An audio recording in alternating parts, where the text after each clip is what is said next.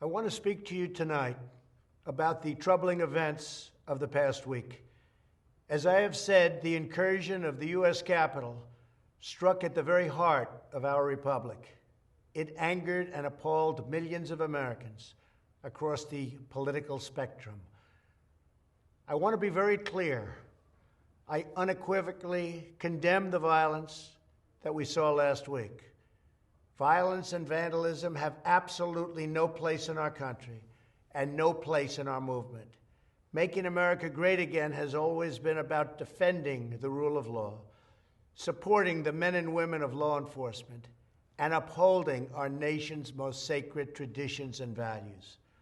Mob violence goes against everything I believe in and everything our movement stands for. No true supporter of mine could ever endorse political violence. No true supporter of mine could ever disrespect law enforcement or our great American flag. No true supporter of mine could ever threaten or harass their fellow Americans. If you do any of these things, you are not supporting our movement, you are attacking it, and you are attacking our country. We cannot tolerate it. Tragically, over the course of the past year, made so difficult because of COVID-19, we have seen political violence spiral out of control.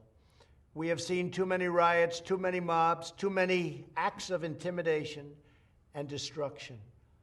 It must stop. Whether you are on the right or on the left, a Democrat or a Republican, there is never a justification for violence. No excuses, no exceptions. America is a nation of laws. Those who engaged in the attacks last week will be brought to justice. Now I am asking everyone who has ever believed in our agenda to be thinking of ways to ease tensions, calm tempers, and help to promote peace in our country.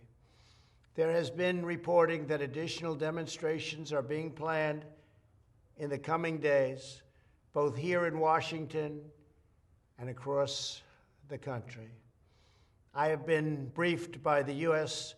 Secret Service on the potential threats. Every American deserves to have their voice heard in a respectful and peaceful way. That is your First Amendment right. But I cannot emphasize that there must be no violence, no law-breaking, and no vandalism of any kind. Everyone must follow our laws and obey the instructions of law enforcement. I have directed federal agencies to use all necessary resources to maintain order. In Washington, D.C., we are bringing in thousands of National Guard members to secure the city and ensure that a transition can occur safely and without incident. Like all of you, I was shocked and deeply saddened by the calamity at the Capitol last week. I want to thank the hundreds of millions of incredible American citizens who have responded to this moment with calm, moderation, and grace. We will get through this challenge just like we always do. I also want to say a few words about the unprecedented assault on free speech we have seen in recent days. These are tense and difficult times. The efforts to censor, cancel, and blacklist our fellow citizens are wrong, and they are dangerous. What is needed now is for us to listen to one another, not to silence one another. All of us can choose by our actions to rise above the rancor and find common ground and shared purpose.